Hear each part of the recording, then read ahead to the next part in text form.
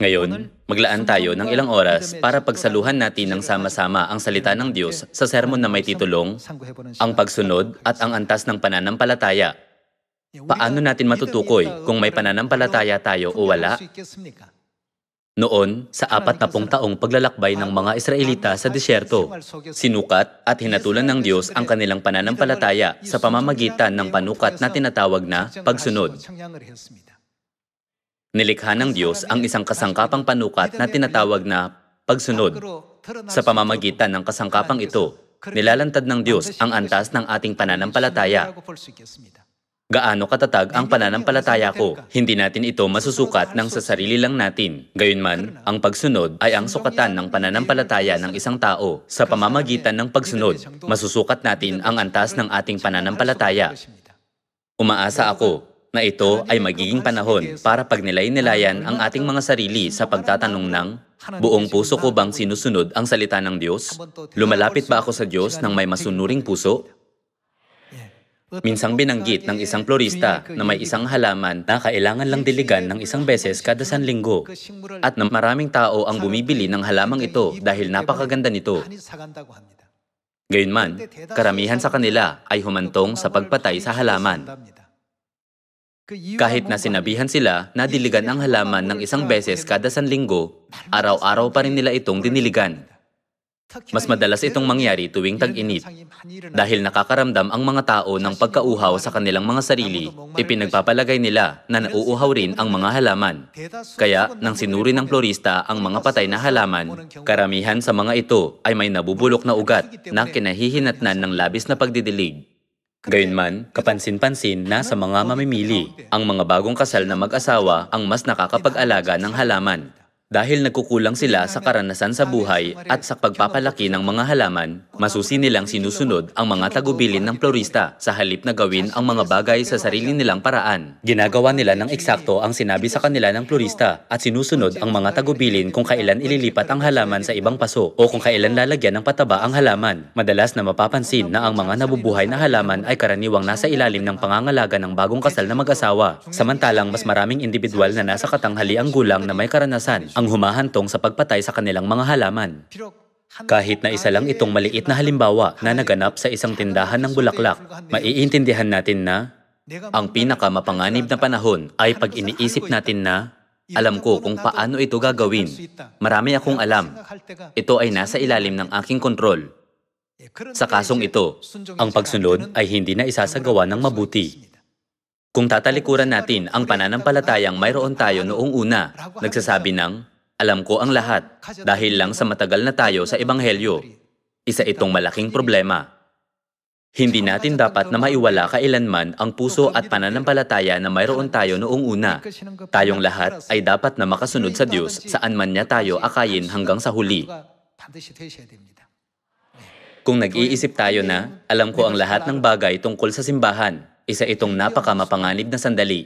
Kaya sinasabi ng Biblia na, kaya't ang nag-aakalang siya'y nakatayo ay mag-ingat na baka siya'y mabuwal. Masasabi natin na ito ay ang mismong sandali kung kailan nahahati ang pananampalataya natin sa sarili at ang pananampalataya natin sa Diyos. Ang sandaling ito ng pagpapasya ay ang pinakakritikal na sandali para sa pagsunod. Dahil ang pagsunod ay ang sukatan ng ating pananampalataya. Ang lapad at lalim ng ating pagsunod ay dapat na mandagdagan habang tumatagal tayo sa katotohanan. Hindi ito dapat na pumunta sa kabilang direksyon. Tama? Ngayon, tingnan natin ang salita ng Diyos sa 1 Samuel chapter 15 verse 22.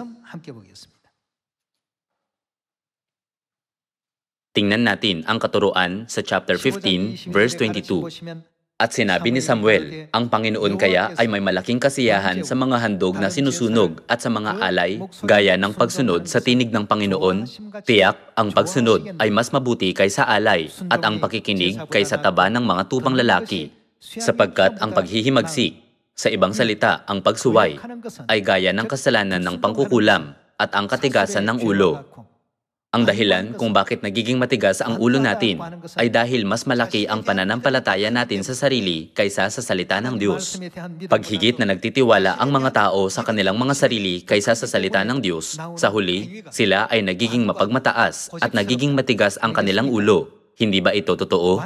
Nasusulat na, ang katigasan ng ulo ay gaya ng katampalasanan at pagsamba sa mga Diyos-Diyosan. Iniugnay ng Diyos ang kasalanan ng katigasan ng ulo sa kasalanan ng pagsamba sa mga Diyos-Diyosan. Mga kapatid, maraming tao ang nag-iisip na madali ang pagsunod dahil madalas nating sinasabi ang salitang pagsunod. Gayunpaman, hindi madali ang pagsunod. Sinusukat nito ang antas ng ating pananampalataya. Kailangan ko pa bang gawin ito? Sa kaso ni Abraham, ano ang sinasabi ng Biblia tungkol sa kanya dahil sinunod niya ang lahat, maging ang mga bagay na hindi niya magawa? Hindi ba tinatawag ng Biblia si Abraham na ninuno ng pananampalataya? Pakiusap, tingnan ng mabuti ang antas ng pagsunod niya sa Diyos. Hindi ba natin maintindihan at maunawaan ang lalim ng kanyang pananampalataya sa Diyos? Sa ganitong paraan, ipinapakita ng pagsunod ang antas ng pananampalataya ng isang tao sa Diyos. Kaya masasabi natin na ang pagsunod sa Diyos ay ang pamantayan na humahatol sa pananampalataya ng isang tao. Kaya nasusulat sa 1 Samuel chapter 15 na, tiyak ang pagsunod ay mas mabuti kaysa alay, at ang pakikinig, iyon ay ang makinig at sumunod sa salita ng Diyos, kaysa taba ng mga tupang lalaki. Sapagkat ang paghihimagsik, iyon ay pagsuway, ay gaya ng kasalanan ng pangkukulam. At ang katigasan ng ulo ay gaya ng katampalasanan at pagsamba sa mga Diyos-Diyosan. Sapagkat itinakwil mo ang salita ng Panginoon, itinakwil ka rin niya sa pagiging hari. Mga kapatid, nire-record ng mga katuroang ito ng Biblia na ang ganitong kasawimpalad na posibilidad na mawala ang maluwalhating posisyon na ipinagkaloob ng Diyos ay nagmumula sa katigasan ng ulo, pagmamataas at pagsuway sa Diyos. Hindi natin dapat na maliitin ang mga katuroang ito ng Biblia. Dapat tayong makita sa paningin ng Diyos bilang ang mga taong dinalisay at ang mga lumago sa pananampalataya ng husto. Dahil sinusukat ng Diyos ang antas ng ating pananampalataya, may panahon kung kailan hinihiling sa atin ng Diyos na magkaroon ng pananampalatayang kagaya ng kay Abraham, pananampalatayang kagaya ng kay Noe, o pananampalatayang kagaya ng kay Apostol Pablo. Hindi laging hinihiling sa atin ng Diyos na magkaroon ng ganitong pananampalataya. Pag naisukatin ng Diyos ang lalim ng ating pananampalataya, lumilikha siya ng isang partikular na sitwasyon. Sa ganitong sitwasyon, hindi natin dapat na isipin ang mga sarili natin, kundi isipin muna ang Diyos. Dito, isipin natin ang ekspresyon na katigasan ng ulo. Ang ibig nitong sabihin ay pagmamataas. Nasusulat na ang pagmamataas ay gaya ng pagsamba sa mga Diyos-Diyosan. Papalangit ba tayo kung sasamba tayo sa mga Diyos-Diyosan? Pag nauuna ang sariling pag-iisip ng isang tao na, baka patawarin ako ng Diyos dahil dito, marahil ay maiintindihan niya. Ito ay humahantong sa pagmamataas na gaya ng pagsamba sa Diyos-Diyosan. Isipin si Saul. Mayroon siyang dakilang pananampalataya, kaya ginawa siya ng Diyos na unang hari ng Israel. Gayunman, ang pananampalatayang mayroon siya noong una ay hindi na panatili. Sa halip, bumaligtad ang antas ng kanyang pananampalataya nang sinukat at sinuri siya ng Diyos sa pamamagitan ng iba't ibang mga bagay. Nagkaroon ng isang sandali kung kailan humarap siya sa isang sangang daan sa pagitan ng nais ng Diyos at ng nais ng iba. Iniutos ng Diyos kay Saul na ganap na lipulin ang mga Amalekita, maging ang kanilang mga hayop, para sa isang tiyak na dahilan.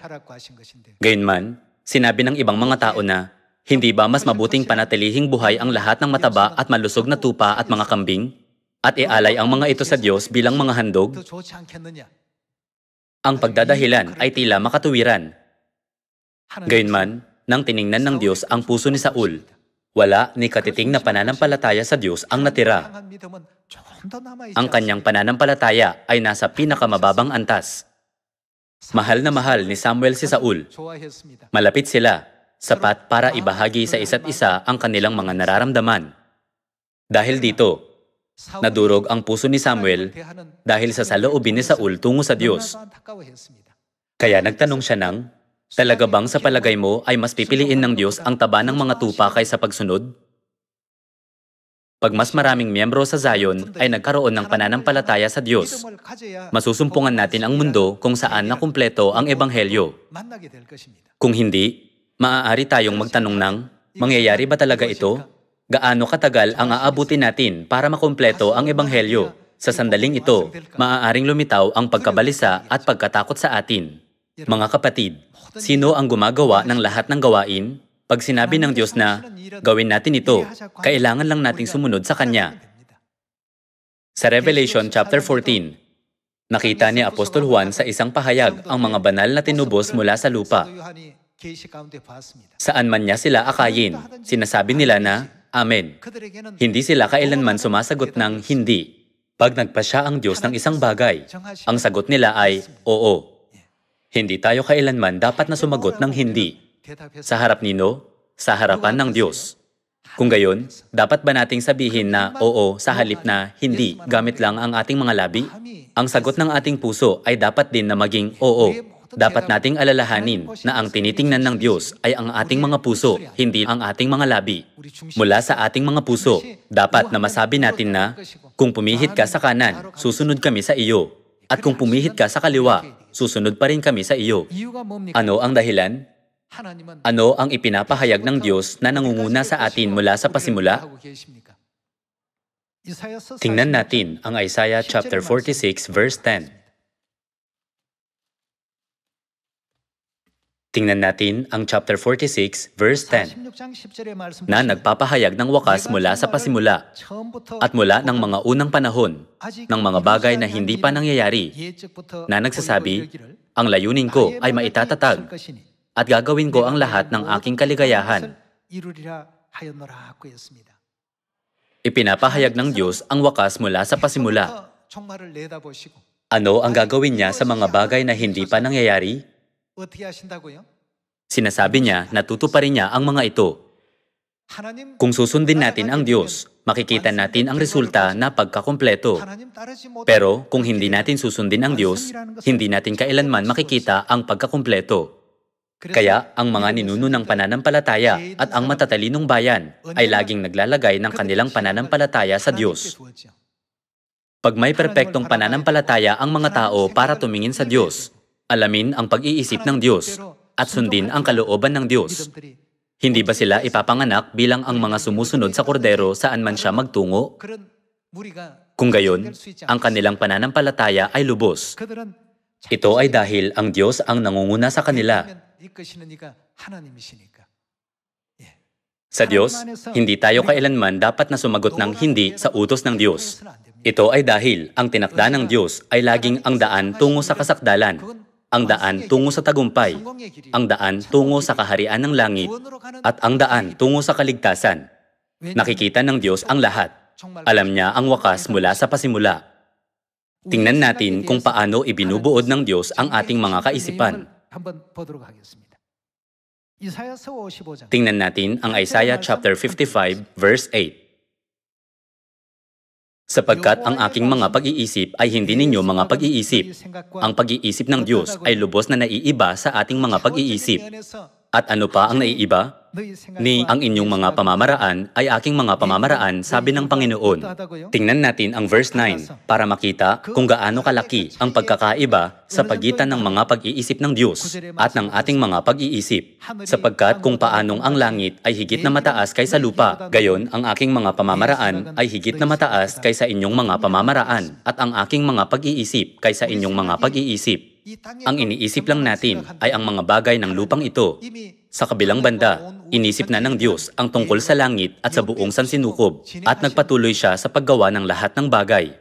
Sa kaso ni Saul, ang problema ay hindi na hinayaan niyang mabuhay ang lahat ng tupa o kambing o pinatay ang mga ito. Ang problema ay ang nasa puso ni Saul. Sinuri ng Diyos ang kanyang puso at kinumpirma kung naisagawa niya o hindi ang kanyang gawain. Bilang resulta ng kanyang pagsuway, ang lahat ng luwalhati at kapangyarihan ng Diyos na minsan nang ibinigay kay Saul ay nilipat kay David. Sa pamamagitan ng lahat ng bagay na ito na nangyari sa nakaraan, tinuturo sa atin ng Diyos ang aral na ito ngayon. Maaari nating maliitin ang mga salita ng Diyos, iniisip na, maliit na bagay lang ito, o ang mga ganitong bagay ay hindi mahalaga. Gayunman, ang lahat ng salita ng Diyos ay mahalaga at kinakailangan natin. Hindi ba ang lahat ng kanyang salita ay ibinigay para sa ating mga kaluluwa at para sa ating kaligtasan? Tinuturuan niya tayo kung paano iwasan ang mga sakuna, kung paano tumanggap ng buhay na walang hanggan, at kung paano tumanggap ng mga pagpapala. Pero, hindi sinusunod ng mundong ito ang kanyang mga salita. Dahil hindi sinusunod ng mga tao ang mga salita ng Diyos, hindi ba sila nagpapakasasa sa linggong pagsamba sa halip na ipangilin ang araw ng Sabat? Hindi ba sila nagpapakasasa sa Pasko at sa iba pang mga bulaang katuruan sa halip na ipagdiwang ang Paskwa? Sa panlabas na pananaw, ito ay pagsuway. Dapat din nating bigyang pansin ang mga sarili natin patungkol sa pagsunod sa katotohanan sa panloob na pananaw. Unti-unti bang nawawala ang pananampalataya ko? O lumalago ba ang pananampalataya ko sa biyaya ng Diyos araw-araw? Kung lumalago ang pananampalataya nyo, dapat kayong maging taong mahusay sa pagsunod sa salita ng Diyos. Pagkaya nating itapon sa isang ilog kahit ang ating mga kayamanan na tinuturing na pinakamahalaga at pinaka-tinatangi-tangi sa lupang ito, gaya ng ginawa ni na Abraham at Noe, ang ating pananampalataya ay magiging ganap. Pag may ganito tayong pananampalataya, magaganap ang kamanghamanghang gawain ng Ebanghelyo ng Diyos. Tingnan natin ang Judges chapter 7, verse 1.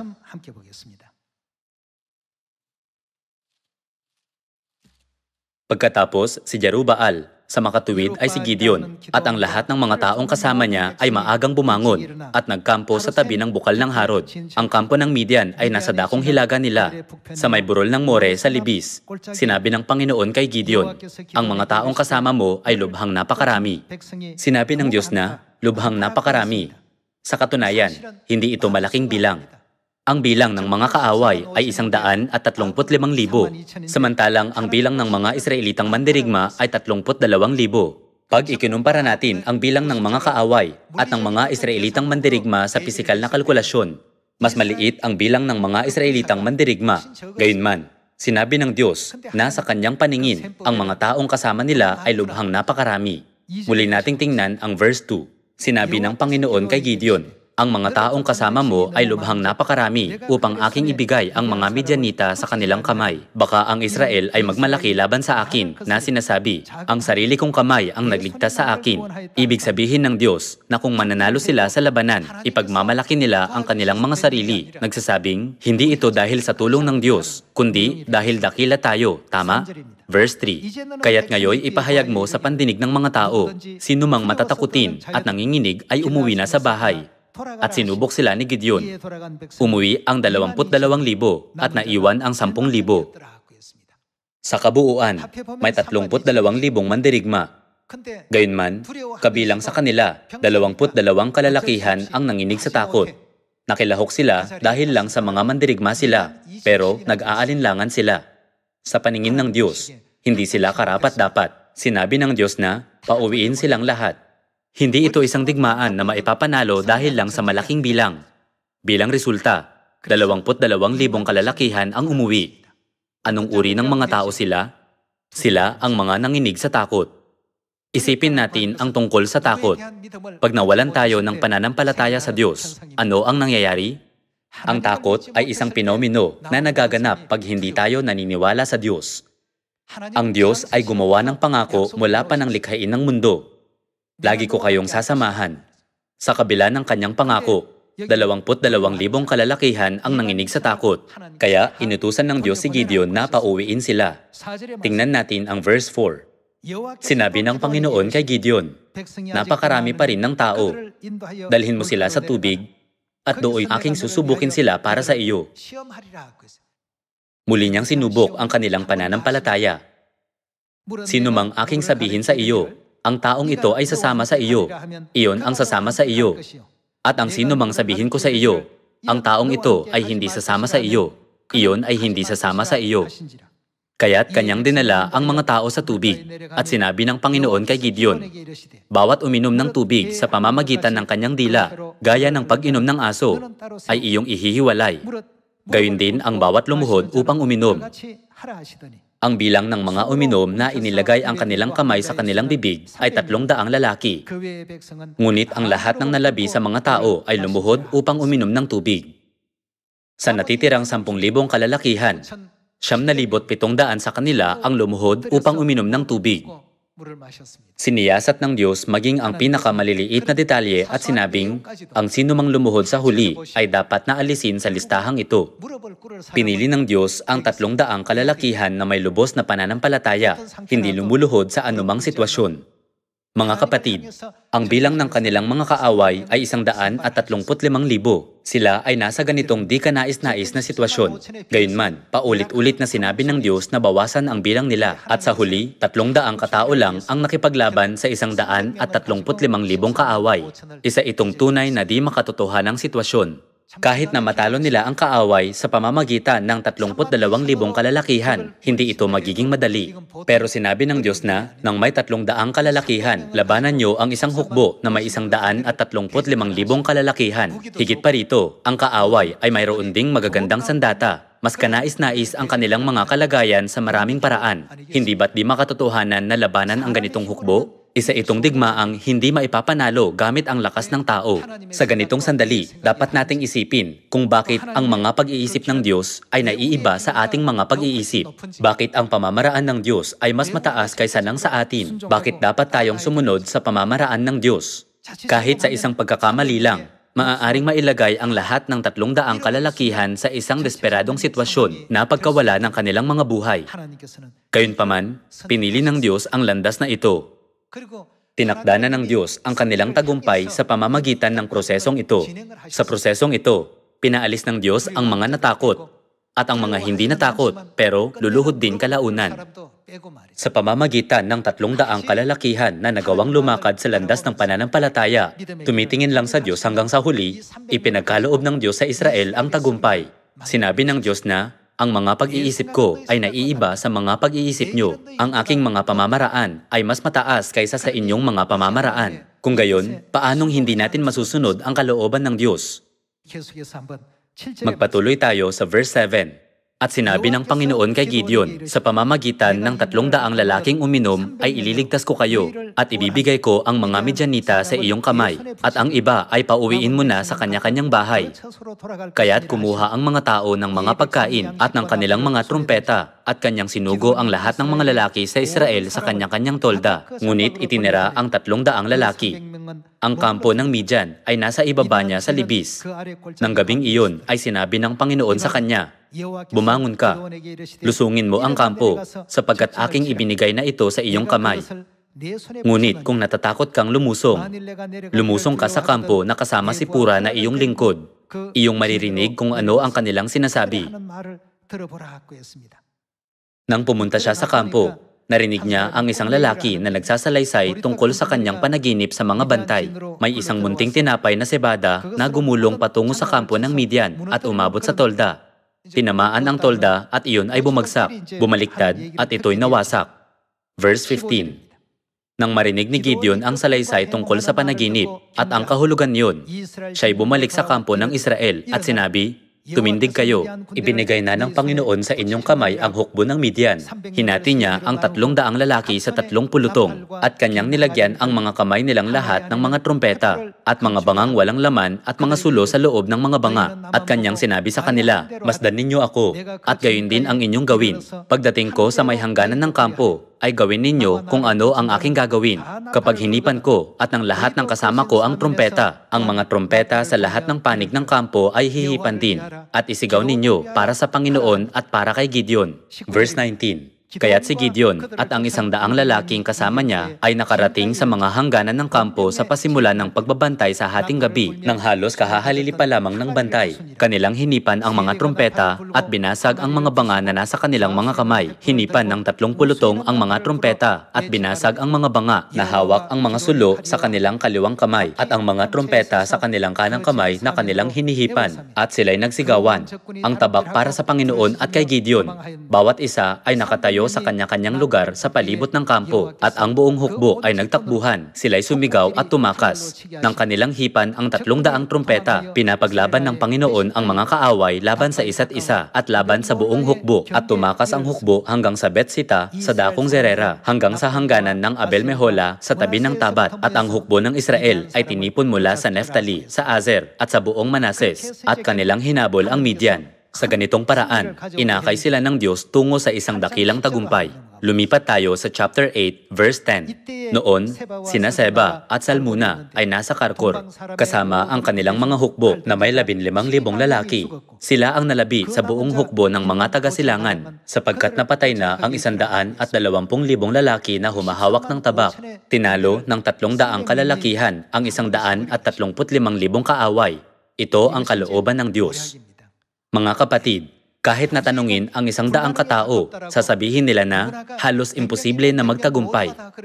Gayunman, kung magdadagdag tayo ng isang mensahe, sinasamahan tayo ng Diyos, nababago ang sitwasyon. Ibig sabihin, ang 300 mandirigma ay magiging isang malaking hukbo na binubuo ng 300,000 o kahit 3,000,000 mandirigma. Kaya dapat tayong sumunod sa Diyos nang may pagsunod saan man niya tayo akayin. Nakita na ng Diyos ang katapusan mula sa pasimula at ginagabayan tayo na lumakad sa landas na aakay sa atin tungo sa tagumpay sa hinaharap. Kaya naman, mayroon ba tayong kahit na anong dahilan para hindi sundin ang mga salita ng Diyos? Maaari sanang sabihin ni Gideon na, hindi ko kailanman mababawasan ang bilang nila. Kahit ang 32,000 kalalakihan ay hindi sapat, kailangan pa namin ng higit sa 70,000 kalalakihan. Sa halip na gawin ito, binawasan niya ang bilang ng mga mandirigma gaya ng iniutos sa kanya ng Diyos. Dahil sinunod niya ang utos ng Diyos, naipanalo niya ang labanan at naunawaan na pinili ng Diyos ang ganitong landas para bigyan siya ng tagumpay sa huli. Sa panahon ding ito, laging ibinibigay ng Diyos ang kanyang mga salita para ipagkaloob sa atin ang espiritual na tagumpay at ituro sa atin ang paraan upang matanggap ang buhay na walang hanggan. Sinasabi sa atin ng Diyos ang daan ng kaligtasan at ang daang patungo sa buhay na walang hanggan. Pero maraming tao ang hindi sumusunod sa salita ng Diyos. Bakit ganoon? Ito ay dahil iniisip nila na hindi ito gagana kung susundin nila ang salita ng Diyos. Kailangan nating mabatid ang katotohanan na sa tuwing ang mga pag-iisip ng isang tao ay mas mataas kaysa sa salita ng Diyos, ang antas ng kanyang pananampalataya ay kasimbaba ng kay Saul. Ang pagsunod ay ang sukatan ng ating pananampalataya at ang pagsunod ay ang tagapagpahiwatig ng antas ng ating pananampalataya sa sandaling iyon. Pag pinanatili natin ang ating pananampalataya at napili tayo gaya ng 300 mandirigma ni Gideon, makukumpleto ng Diyos ang pagpapalaganap ng ebanghelyo sa buong mundo na pangangaral sa 8 bilyong katao sa pamamagitan ng maliit na bilang ng mga tao. Dapat nating isagawa ang ebanghelyo ng may ganitong uri ng pananampalataya. Kung iisipin nyo na, hindi maaari, nagkukulang pa rin kami nito at noon. Pakiusap, tingnan ang mga mandirigma ni Gideon. Mayroon ba silang dakilang bagay? Hawak nila ang mga sulo sa mga kaliwang kamay nila at ang mga trompeta sa mga kanang kamay nila. Binasag nila ang mga banga na pinagtaguan nila ng mga sulo at sumigaw sila ng, ang tabak para sa Panginoon at kay Gideon. May mga sandata ba sila maliban sa mga ito? Gayunman, ang mga ito ay sapat para sa Diyos. Sa pamamagitan ng kasaysayan ni Gideon, nalaman natin ngayon kung bakit mas mabuti ang pagsunod kaysa sa alay. Kahit na ang Church of God ay pinangungunahan ng Diyos, hindi naiintindihan o nauunawaan ng ilang miyembro na ang simbahan ay pinangungunahan ng Diyos. Kaya, sinusubukan nilang lutasin ang lahat ng bagay sa pamamagitan ng sarili nilang mga pagsisikap at mga pag-iisip. Gayunman, ang mga ganitong pamamaraan ay hindi maiwasang humarap sa iba't ibang mga paghihirap. Ang may-ari ng simbahang ito ay ang Diyos. Hindi ba ang Diyos din ang may-ari ng ating mga kaluluwa? Kaya dahil tayo ang mga manggagawa sa bahay ng Diyos, ano ang dapat nating gawin alinsunod sa plano at direksyon ng ating Panginoon? Dapat nating ihanay ang mga sarili at sundin ang mga ito.